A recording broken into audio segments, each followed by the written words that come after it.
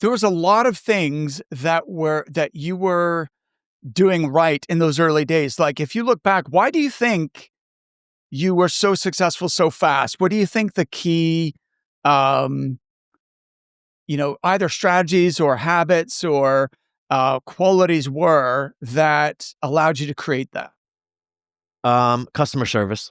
One of the regional managers called me and said, "Rand, you know why I like you?" And I said, "Why?" He's like, "Because I'm on the West Coast and it's 11 p.m. your time, and you always pick up the phone."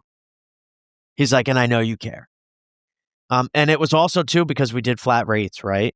We were doing flat rates, so it wasn't like, to your point, right? What you see is what you get. Like, I'm not inflating salaries to make more money on the back end. Like, I'm only making X, and that's it. So, like, if the guy wants 150 or 130, it's not going to affect my pay either way. And I think with a high volume account like that, flat fees are very helpful. And that was just the luck of the draw, right? Where it gives you more volume and it doesn't think, oh, well, is this recruiter trying to inflate this?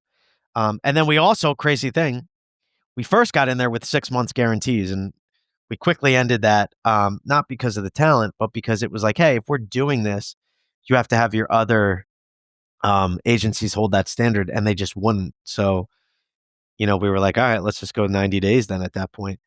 And then also, too, we had a process. Everybody I talked to, it was like, hey, Mark, awesome. Thanks for giving me a call. Listen, we're able to rock out those outside sales reps for you. Before we do anything, obviously, we only get paid once we put somebody in the door with you. But the only thing I ask for you is two things: communication and 15 minutes of your time on a biweekly or weekly recruiting call. And what that ensures me is, hey, this job's still open. Two, you're serious about hiring. And three, you're just not going to hear from me one time and then miraculously get resumes. That shows you, hey, I'm working on this, I'm getting at it, and let's get this done. And if they committed to the weekly or biweekly recruiting call, that was my internal check to know they were serious. If they didn't, then I knew, okay, cool, let's go on to a different location. And I still use that today. Like, it's the biweekly to weekly recruiting calls because it's a communication business. And that's what I learned. And honestly, the best part about having that big client was I was kind of learning the ropes of recruiting at the same time.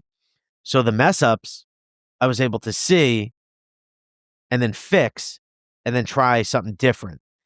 And I don't think a lot of recruiting agencies maybe get that lucky in the beginning. What's good about doing working that volume account is it actually accelerated your learning curve, right? Because you did so many reps in a short, compressed time frame that you got really good really fast. So that was definitely a huge benefit.